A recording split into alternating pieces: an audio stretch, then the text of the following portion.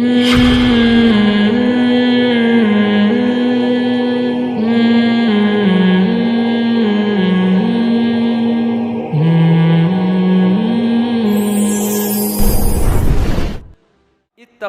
احبارہم ورہبانہم اربابا من دون اللہ، کہ انہوں نے اپنے راہبوں کو اور اپنے عالموں کو اللہ کو چھوڑ کے خدا بنا لیا تھا۔ صحابہ نے پوچھا یا رسول اللہ، یہودی تو اپنے عالموں کو خدا نہیں کہتے، عیسائی تو اپنے پادریوں کو خدا نہیں کہتے، تو کیسے خدا بنا لیا؟ اس کا جواب نبی صلی اللہ علیہ وسلم نے دیا، فرمایا کیا تمہیں پتہ نہیں ہے کہ جس چیز کو انہوں نے حلال کر دیا انہوں نے حلال، جس چیز کو انہوں نے حرام کر دیا انہوں نے حرام، حالانکہ حلال حرام کرنے کا اختیار کس کے پاس ہے؟ اللہ کے پاس۔ اچھا، اس آیت کا آج ہمارے ہاں غلط استعمال بھی ہوتا ہے۔ ہمارے ہاں نا یہی آیتیں فٹ کی جاتی ہیں چاروں اماموں پر کہ دیکھو امام ابو حنیفہ جس چیز کو حلال کہتے ہیں تم بھی حلال مانتے ہو، جس کو وہ حرام کہتے ہیں تم بھی حرام، علماء جس کو حلال کہتے ہیں تم بھی، تو اس کا اختیار تم نے ان کو دے دیا تو تم نے ان کو کیا بنا لیا ہے؟ یہ آیت کی غلط تفسیر ہے۔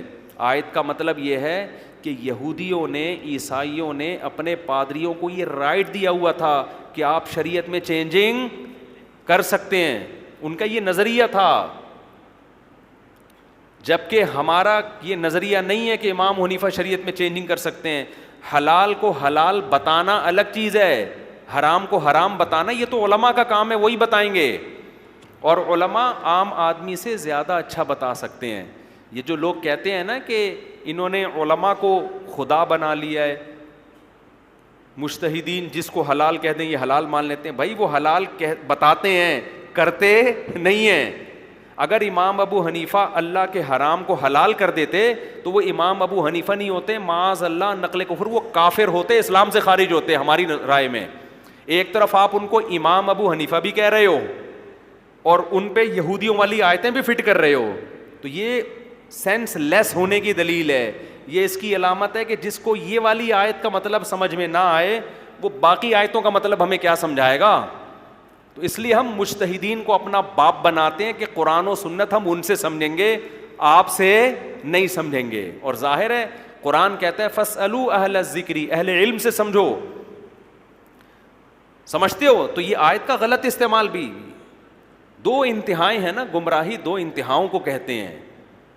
ایک تو یہ جو یہودیوں نے کی کہ انہوں نے اپنے ائمہ کو اپنا خدا بنا لیا، ان کو رائٹ دے دیا، تبھی تو پادریوں نے اتنی تحریفات کی ہیں دین کے اندر، اتنی تحریفات کی ہیں۔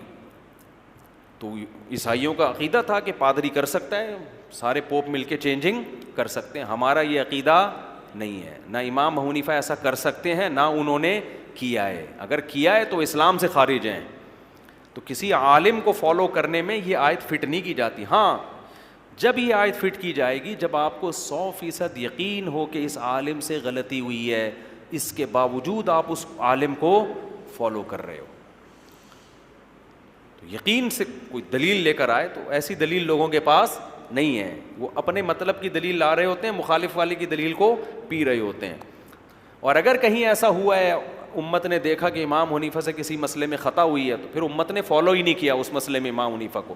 خیر جلدی سے بات کو سمیٹ کے ختم کروں میں، تو اللہ نے جب عیسائیوں میں شرک آیا تو اللہ نے یہ سارا سلسلہ کہاں منتقل کر دیا؟ سید الانبیاء محمد صلی اللہ علیہ وسلم، اور پھر یہ خوشخبری بھی سنا دی، یہ خوشخبری سنا دی کہ چونکہ آپ آخری پیغمبر ہیں، ایسی توحید کی آپ نے دعوت دی کہ آپ نے فرمایا نبی صلی اللہ علیہ وسلم نے کہ شیطان اب اس بات سے مایوس ہو گیا ہے کہ جزیرہ عرب میں اس کی عبادت ہو۔ شرک اب دنیا میں پھیل سکے گا، اس امت میں بھی آئے گا، لیکن جزیرہ عرب میں اب شرک بولو نہیں آئے گا۔ ایسی توحید آج بھی پورے جزیرہ عرب میں آپ کو عربوں میں درجنوں خامیاں نظر آئیں گی، شرک آپ کو عربوں میں نظر، قوالیاں دیکھی آپ نے کبھی سعودی عرب میں؟ کوئی مستنڈا دیکھا لمبے لمبے بالا میں منہ میں پان رکھا اور پھدک رہا ہو بیٹھ کے اور شرکی اشعار پڑھ رہا ہو؟ کبھی دیکھا؟ عربوں پہ 10 قسم کے لوگ الزامات لگاتے ہیں، عرب یہ ہوتے ہیں، عرب وہ مجھے نہیں پتا ہوتے ہیں کہ نہیں ہوتے، لیکن شرک عربوں میں۔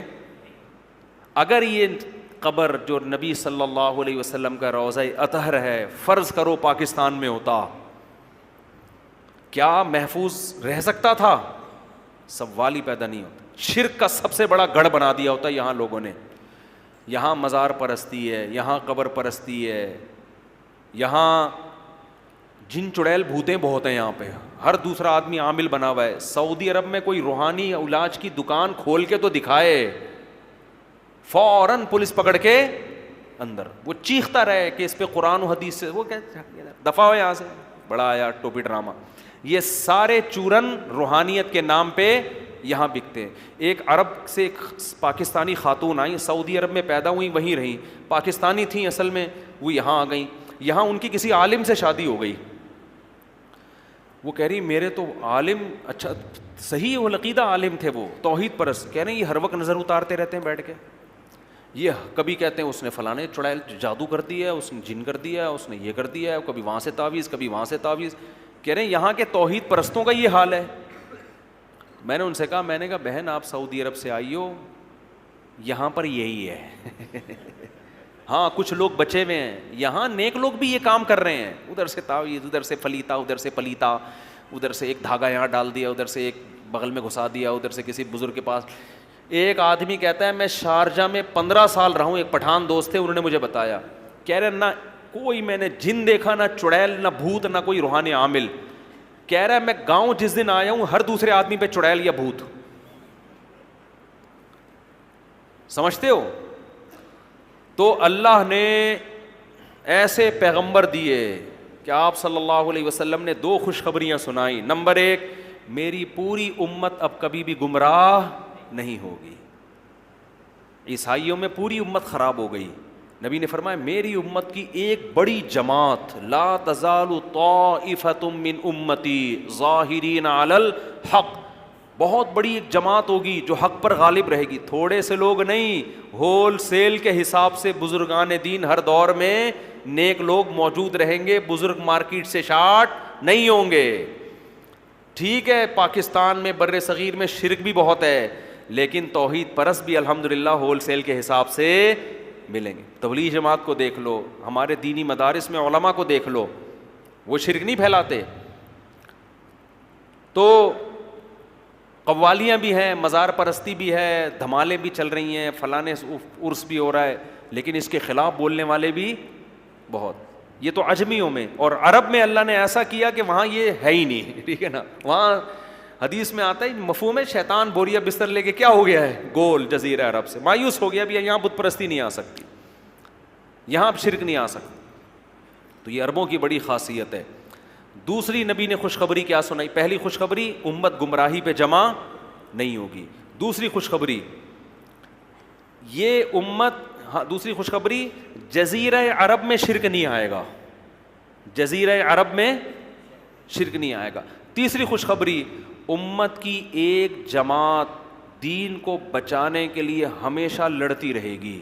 جہاد اس امت میں کبھی بھی ختم نہیں ہوگا. کیونکہ دیکھو نظریاتی جنگ بھی ہوتی ہے جس کو الغزو الفکری کہا جاتا ہے. کہتے ہیں نا 5th جنریشن وار ہے, میڈیا کی جنگ ہے, یہ جنگ بھی ہے, یہ بھی چل رہی ہے. اور ایک جنگ توپوں اور گنوں کی بھی ہوتی ہے. جب نظریاتی جنگ میں لوگ ہارتے ہیں تو چودراہٹ دکھاتے ہیں, وہ باپ بن کے آپ پر اپنی رائے زبردستی مسلط کرتے ہیں. ٹھیک ہے مسلمان مغلوب ہو جائیں گے, لیکن ایسے نہیں ہوں گے کہ بالکل ہی مارکیٹ سے شارٹ. ایک وقت آئے گا کہ ایسی آہنی دیوار بن کے کھڑے ہو جائیں گے, اتنے لڑیں گے کہ اسلام کو ختم دنیا سے نہیں ہونے دیں گے. یہ قیامت تک باقی رہے گا. حتی یقاتل آخر هذه الامت الدجال, یہاں تک کہ آپ صلی اللہ علیہ وسلم نے فرمایا اس امت کا جو آخری حصہ ہوگا, یعنی نبی کے دور سے لڑتے بالآخر آخری لڑائی کس سے ہوگی؟ دجال سے. سمجھتے نہیں ہو بات کو. اور دیکھ لو اسلامی تاریخ اٹھا کے دیکھ لو, امت اس وقت سے, ابھی افغانستان میں دیکھ لو نا کیا ہوا ہے, قریب کتنی پاور استعمال کی گئی, کیا قربانی. ایک ایک گھر سے 10 جنازے اٹھے ہیں جوانوں کے. ٹھیک ہے نا, پیچھے نہیں ہٹے. رشیا کا دیکھو نا, رشیا نے بخارا پہ قبضہ کیا، مسلمان لڑے، شکست ہو گئی، نہیں ٹھہر سکے. پھر آیا ترمذ پہ قبضہ کیا، امام ترمذی کا شہر، امام بخاری کا شہر. سمرقند پہ قبضہ کیا اور آذربائیجان پہ قبضہ کیا.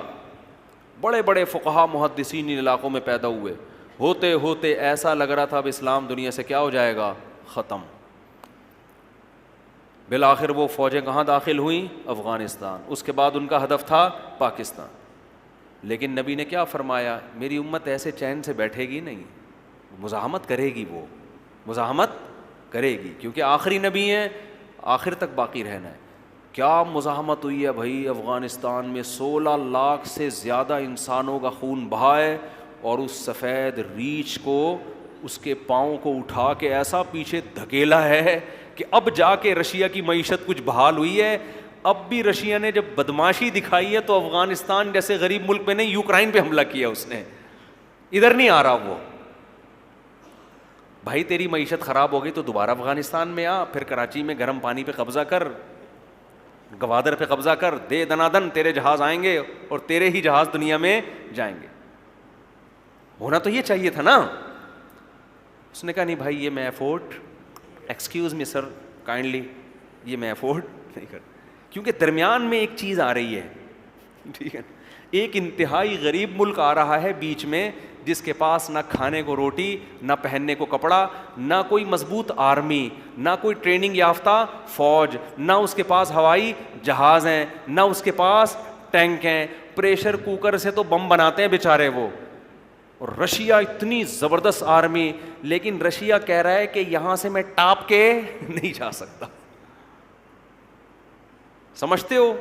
تو نبی نے کیا فرمایا، تیسری خوشخبری، میری امت کا ایک گروہ ہمیشہ یہ جہاد رہے گا، یہ جذبہ ختم نہیں ہوگا. کیوں؟ آخری نبی ہیں. تو اب کوئی نیا نبی، عیسیٰ علیہ السلام آخری تھوڑی تھے. پوری عیسائیت جب شرک پھیل گیا، اللہ نے کہا تم سے امامت چھین کے کس کو دے رہا ہوں. تو نظریاتی طور پر بھی یہ امت، پوری امت گمراہ نہیں ہوگی. کچھ شرک پھیلے گا تو توحید پرست بھی ہوں گے، برائی آئے گی تو اچھائی بھی آئے گی. اور جزیرہ عرب میں تو شرک ہوگا ہی نہیں. بعض لوگ کہتے ہیں وہاں مندر کھولنے کے تو وہ ہندوؤں کی اجازت دی ہے نا، مسلمان تھوڑی مندروں میں جائیں. بعض لوگ کہتے ہیں نا دبئی میں مندر کھل رہا ہے، تو ابے عرب تھوڑی مندروں میں جا رہے ہیں، عربوں میں شرک نہیں ہے. اور تیسری، اس امت میں جہاد ہمیشہ باقی رہے گا. تو آج اسی تمہید میں بیان لمبا ہو گیا، لیکن چلو تھوڑا سا پیغمبروں کا ایک خاکہ ذہن میں آ گیا، تاکہ ہم جب آگے واقعات آئیں گے تو انشاءاللہ وہ سمجھنے میں آسانی ہوگی. سبحانک اللہم و بحمدک، نشہد ان لا الہ الا انت،